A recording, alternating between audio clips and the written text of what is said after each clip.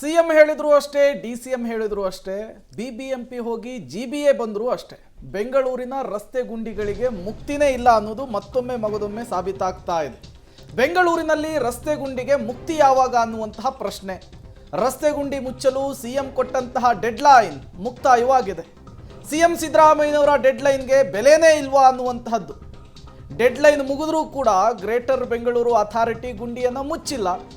ರಸ್ತೆ ಗುಂಡಿಗಳಿಗೆ ಮಳೆ ಕಾರಣವನ್ನ ಕೊಟ್ಟು ನುಣುಚಿಕೊಳ್ಳುವಂತಹ ಕೆಲಸಕ್ಕೆ ಜಿಬಿಎ ಆಯುಕ್ತರು ಮುಂದಾಗಿದ್ದಾರೆ. ಗುಂಡಿ ಗಂಡಾಂತರ ಪಬ್ಲಿಕ್ ಟಿವಿಯಲ್ಲಿ ರಿಯಾಲಿಟಿ ಚೆಕ್. ಸಿಎಂ ಸಿದ್ದರಾಮಯ್ಯನವರು ಡೆಡ್ಲೈನ್ ಕೊಟ್ಟ ನಂತರ ಬೆಂಗಳೂರಿನ ರಸ್ತೆ ಗುಂಡಿನ ಪರಿಸ್ಥಿತಿ ಹೇಗಿದೆ ಅಂತ ಹೇಳಿ ಒಂದು ರಿಯಾಲಿಟಿ ಚೆಕ್ ನಡೆಸಿದ್ದೇವೆ. ಬನ್ನಿ ನೋಡ್ಕೊಂಡು ಬರೋಣ. ನಗರದ ರಸ್ತೆ ಗುಂಡಿಗಳನ್ನು ಮುಚ್ಚುವಂಥ ವಿಚಾರಕ್ಕೆ ಸಂಬಂಧಪಟ್ಟಂತೆ ಇನ್ನೇನು ಸಿಎಂ ಕೊಟ್ಟಂಥ ಡೆಡ್ಲೈನ್ ಮುಕ್ತಾಯ ಆಗಿದೆ. ಆದರೆ ನಗರದ ಹಲವು ಕಡೆಗಳಲ್ಲಿ ಇನ್ನೂ ಕೂಡ ರಸ್ತೆ ಗುಂಡಿಗಳೇನಿದ್ದಾವೆ ಅದು ಹಾಗೇ ಇದ್ದಾವೆ. ಹಲವು ಕಡೆಗಳಲ್ಲಿ ಪ್ಯಾಚ್ ವರ್ಕನ್ನು ಮಾಡಿರ್ತಾರೆ, ಕಾಮಗಾರಿಗಳನ್ನು ಮಾಡಿರ್ತಾರೆ.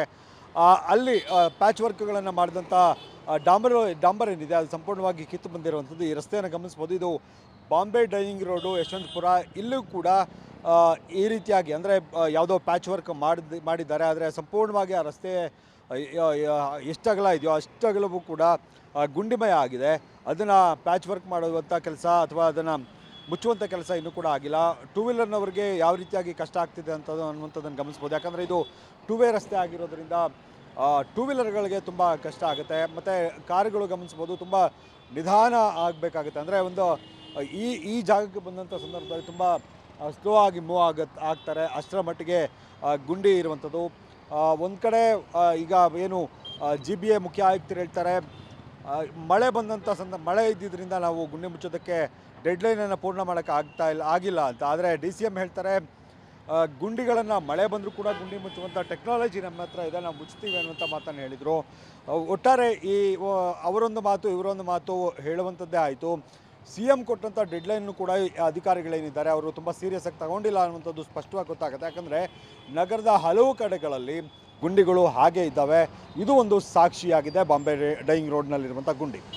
ಇನ್ನೂ ಎಷ್ಟು ದಿನ ತೆಗೆದುಕೊಳ್ತಾರೆ ಅಧಿಕಾರಿಗಳು ಗುಂಡಿಗಳನ್ನು ಮುಚ್ಚೋದಕ್ಕೆ? ಇನ್ನಾದರೂ ಸೀರಿಯಸ್ ಆಗಿ ತೆಗೆದುಕೊಳ್ತಾರಾ ಸಿಎಂ ಕೊಟ್ಟಂಥ ಡೆಡ್ಲೈನನ್ನು ಕಾದು ನೋಡಬೇಕು. ಕ್ಯಾಮ್ರಾ ಪರ್ಸನ್ ಪರಮೇಶ್ ಜೊತೆಗೆ Madesh Anekal, public TV, Bengaluru. CM deadline ಬಳಿಕವೂ ಕೂಡ ಜಿಬಿಎ ಗುಂಡಿ ಮುಚ್ಚೋದಕ್ಕೆ ವಿಫಲ ಆಗಿದೆ. ಸದ್ಯ ನಾನೀಗ KR ಮಾರ್ಕೆಟ್ನ ಮುಂಭಾಗದಲ್ಲಿದ್ದೇನೆ. ವಿಜುವಲ್ಸ್ಗಳನ್ನು ಗಮನಿಸ್ತಾ ಇದ್ದೀರಿ. KR ಮಾರ್ಕೆಟ್ನಿಂದ ನೇರವಾಗಿ ನಾವು ಟೌನ್ ಹಾಲ್ ಕಡೆಗೆ ಹೋಗುವಂಥ ರಸ್ತೆ ಏನಿದೆ ಅದರ ದೃಶ್ಯಾವಳಿಗಳನ್ನು ನೀವು ಗಮನಿಸ್ತಾ ಇದ್ದೀರಿ. ಕಂಪ್ಲೀಟಾಗಿ ಹಳ್ಳ, ಚಿಕ್ಕ ಪುಟ್ಟ ಹಳ್ಳ ಅಂತೂ ಅಲ್ಲ, ದೊಡ್ಡ ದೊಡ್ಡ ವೆಹಿಕಲ್ಗಳೇ ಭಾಳ ಕಷ್ಟಪಟ್ಟು ಸಂಚಾರವನ್ನು ಮಾಡುವಂಥ ಪರಿಸ್ಥಿತಿ. ನೋಡಿ, BMTC ಬಸ್ಸೇ ಭಾಳ ಕಷ್ಟಪಟ್ಟು ಸಂಚಾರ ಮಾಡುವಂಥ ಪರಿಸ್ಥಿತಿ ನಿರ್ಮಾಣ ಆಗಿದೆ. ಇಡೀ ಮಾರ್ಗದುದ್ದಕ್ಕೂ ಕೂಡ ಹಳ್ಳಗಳು ಇರುವಂಥ ಕಾರಣಕ್ಕಾಗಿ, ಗುಂಡಿಗಳು ಇರುವಂಥ ಕಾರಣಕ್ಕಾಗಿ ಹೋಗೋದಕ್ಕೆ ಆಗ್ತಾಯಿಲ್ಲ. ಬೆಂಗಳೂರಿನ ಟ್ರಾಫಿಕ್ ಸಮಸ್ಯೆಗೆ ಪ್ರಮುಖ ಕಾರಣವೇ ಗುಂಡಿಗಳು. ಇದು ಗೊತ್ತಿದ್ದು ಕೂಡ ಡೆಡ್ಲೈನ್ಗಳ ನಡುವೆ ಅದನ್ನು ಮುಚ್ಚುವಂಥ ಕೆಲಸವನ್ನು ಮಾಡಬೇಕಿದೆ ಅಂತ ಜಿಬಿಎ ಮತ್ತೆ ವಿಫಲ ಆಗಿದೆ. ಇದೇನೋ ಬಹಳ ದೂರದಲ್ಲಿಲ್ಲ, ನಗರದ ಮಧ್ಯಭಾಗ, ಅತಿ ಹೆಚ್ಚು ವಾಹನಗಳ ಓಡಾಟ ಇರುವಂತಹ ಪ್ರದೇಶ. ಇಲ್ಲೇ ಜಿಬಿಎ ಆ ಟೈಮ್ ಒಳಭಾಗದಲ್ಲಿ ಗುಂಡಿ ಮುಚ್ಚುವಂಥ ಕೆಲಸವನ್ನು ಮಾಡೋದಕ್ಕೆ ಆಗಿಲ್ಲ. ರಸ್ತೆ ಗುಂಡಿ ಮುಚ್ಚೋದಕ್ಕೆ ಸಿಎಂ ಸಿದ್ದರಾಮಯ್ಯ ಅವರು ಕೊಟ್ಟಿದ್ದಂಥ ಡೆಡ್ಲೈನ್ ಮುಕ್ತಾಯ ಆಗಿದೆ. ಸಿಎಂ ಮಾತಿಗೆ ಜಿಬಿಎ ಅಧಿಕಾರಿಗಳು ಬೆಲೆನೇ ಕೊಟ್ಟಿಲ್ಲ. ಡೆಡ್ಲೈನ್ ಮುಕ್ತಾಯ ಆದರೂ ಕೂಡ ರಸ್ತೆ ಗುಂಡಿಯನ್ನು ಮುಚ್ಚಿಲ್ಲ. ಬೆಂಗಳೂರಿನ ಹೃದಯ ಭಾಗ ಓಕ್ಲಿಪುರಂನ ಮುಖ್ಯ ರಸ್ತೆ ಟು ಮೆಜೆಸ್ಟಿಕ್ಗೆ ಸಂಪರ್ಕ ಕಲ್ಪಿಸುವಂಥ ರಸ್ತೆ. ಈ ರಸ್ತೆಯಲ್ಲಿ ಒಂದೇ ಕಡೆ 5-6 ಗುಂಡಿಗಳು ಬಿದ್ದಿವೆ. ಗುಂಡಿ ಬಿದ್ದಿದ್ರೂ ಕೂಡ ಮುಚ್ಚುವಂಥ ಕೆಲಸಕ್ಕೆ ಮುಂದಾಗಿಲ್ಲ. 1 ವಾರದ ಒಳಗಡೆ ರಸ್ತೆ ಗುಂಡಿ ಮುಚ್ಚಬೇಕು ಅಂತೇಳಿ ಹೇಳಿದರು. ಆದರೆ ಗುಂಡಿಯನ್ನು ಮುಚ್ಚದೆ ಜಿಬಿಎ ಅಧಿಕಾರಿಗಳು ನಿರ್ಲಕ್ಷ್ಯವನ್ನು ಮಾಡ್ತಾ ಇದ್ದಾರೆ, ಗಮನಿಸಬಹುದಾಗಿದೆ. ಇದು ಓಕ್ಲಿಪುರಂನ ಅಂಡರ್ ಪಾಸ್ನಲ್ಲಿ ಬರ್ತಕ್ಕಂಥ ಮುಖ್ಯ ರಸ್ತೆ, ಮೆಜೆಸ್ಟಿಕ್ಗೆ ಸಂಪರ್ಕ ಕಲ್ಪಿಸುತ್ತೆ. ಈ ರಸ್ತೆಯಲ್ಲಿ ಲಕ್ಷಾಂತರ ವೆಹಿಕಲ್ಗಳು ದಿನಕ್ಕೆ ಓಡಾಟವನ್ನು ಮಾಡ್ತವೆ. ಇಲ್ಲಿ ನೋಡ್ಬೋದಾಗಿದೆ, ಈ ಗುಂಡಿಯಲ್ಲಿ ಒಂದಲ್ಲ ಎರಡಲ್ಲ, ಸುಮಾರು ಒಂದೇ ಕಡೆ 5-6 ಗುಂಡಿಗಳಿವೆ. ವಾಹನಗಳು ಓಡಾಡಲಿಕ್ಕೆ ಸಾಧ್ಯ ಆಗಲ್ಲ. ಅಂಥ ದೊಡ್ಡ ಮಟ್ಟದಲ್ಲಿ ಆ ಗುಂಡಿ ಬಿದ್ದಿರೋದನ್ನು ತಾವು ಗಮನಿಸ್ತಾ ಹೋಗ್ತಾ ಇದ್ದೀರಾ. ಪ್ರತಿ ವೆಹಿಕಲ್ಲು ಕೂಡ ಗುಂಡಿಯಲ್ಲಿ ಇಳಿದು ಹೋಗುವಂಥ ಪರಿಸ್ಥಿತಿ. ಆ ಗುಂಡಿ ಒಂದು ಕಡೆ ಆದರೆ ಮತ್ತೊಂದು ಕಡೆ ಇನ್ನೊಂದು ಗುಂಡಿ ಅಲ್ಲೇ ಬಿದ್ದಿರತಕ್ಕಂಥದ್ದನ್ನು ತಾವು ಗಮನಿಸ್ತಾ ಹೋಗ್ತಾ ಇದ್ದೀರಾ. ಅಷ್ಟರ ಬೆಂಗಳೂರಲ್ಲಿ ಜಿಬಿಎಗೆ ಗುಂಡಿ ಮುಚ್ಚೋಕೆ ಅಂತ ಸಿಎಂ ಕೊಟ್ಟಿದ್ದಂಥ ಡೆಡ್ಲೈನ್ ಮುಕ್ತಾಯ ಆಗಿದೆ. ಬಟ್ ಆದರೆ ಜಿಬಿಎ ಮಾತ್ರ ಬಿದ್ದರೂ ಮೀಸೆ ಮಣ್ಣಾಗಿಲ್ಲ ಅನ್ನುವಂಥ ರೀತಿಯಲ್ಲೇ ವರ್ತನೆಯನ್ನು ತೋರ್ತಾ ಇದೆ. ಕಾರಣ ಇಷ್ಟೇ, ಬೆಂಗಳೂರಿನ ಅನೇಕ ಕಡೆಗಳಲ್ಲಿ ಗುಂಡಿಗಳಿದೆ.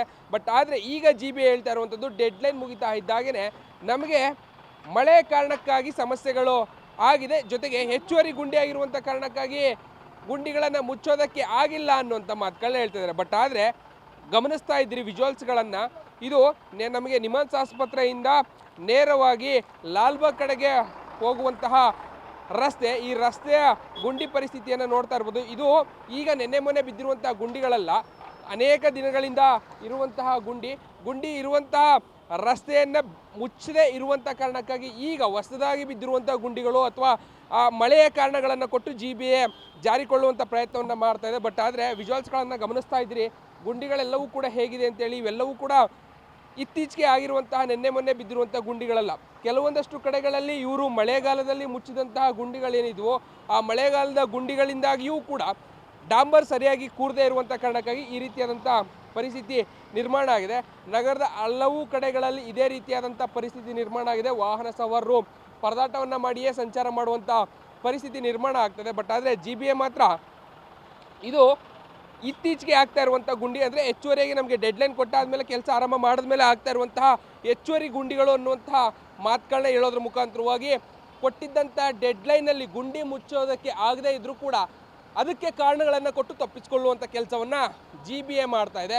ವಾಹನ ಸವಾರರಿಗೆ ಇನ್ನೂ ಅದೆಷ್ಟು ದಿನಗಳ ಕಾಲ ಬೆಂಗಳೂರಿನ ರಸ್ತೆಗಳಲ್ಲಿ ಈ ಪರಿಸ್ಥಿತಿಯನ್ನು ಎದುರಿಸಬೇಕಾದಂಥ ದಿನಗಳಿರುತ್ತೋ ಗೊತ್ತಿಲ್ಲ. ಬಟ್ ಆದರೆ GBA ಮಾತ್ರ ತನ್ನ ಕೊಟ್ಟಿರುವಂತಹ ಜವಾಬ್ದಾರಿಯನ್ನು ಮರೆತು ಕಾರಣಗಳನ್ನು ಕೊಡುವಂಥ ಕೆಲಸಗಳನ್ನ ಮಾತ್ರ ಮಾಡ್ತಾ ಇದೆ. ಕ್ಯಾಮ್ರಾ ಪರ್ಸನ್ ಮಂಜು ಜೊತೆ Raghu Mariswamy, public TV, Bengaluru. So ನಾವು ಅಲ್ಲಿಗೆ ಒಂದು ಅರ್ಥ ಮಾಡ್ಕೊಳ್ಬೇಕು, ಮುಖ್ಯಮಂತ್ರಿಗಳು GBA ಆಯುಕ್ತರು ಹೇಳಿದ್ರು ಅಕ್ಟೋಬರ್ 31 ಅಂತ, ಯಾವ ಇಸ್ವಿ ಅಂತ ಅವ್ರು ಹೇಳಿಲ್ಲ, 2025 ಅಂತ ಅವ್ರು ಮೆನ್ಷನ್ ಮಾಡಲಿಲ್ಲ. ಹೀಗಾಗಿ ನಾವು ಅವ್ರಿಗೆ ಬೈಯೋದು ತಪ್ಪಾಗುತ್ತೆ. ಅವ್ರು ಹೇಳಿರ್ಬೋದು 2026, 27 ಅಥವಾ ನನಗೆ ಜ್ಞಾನ ಬಂದಾಗ ಅಕ್ಟೋಬರ್ 31, 2040 ಅಂತಲೂ ಆಗಿರ್ಬೋದು. ನಾವು ತಪ್ಪಾಗಿ ತಿಳ್ಕೊಂಡ್ವಿ ಅಷ್ಟೇ. ವ್ಯವಸ್ಥೆ ತಪ್ಪಲ್ಲ, ನಮ್ಮದೇ ತಪ್ಪು. ವ್ಯವಸ್ಥೆ ಮೇಲೆ ಭರವಸೆ ಇಡೋದಕ್ಕೆ ಇರೋದನ್ನು ಮತ್ತೆ ಮತ್ತೆ ತೋರಿಸ್ತಾ ಇದ್ದಾರೆ ಅಷ್ಟೇ.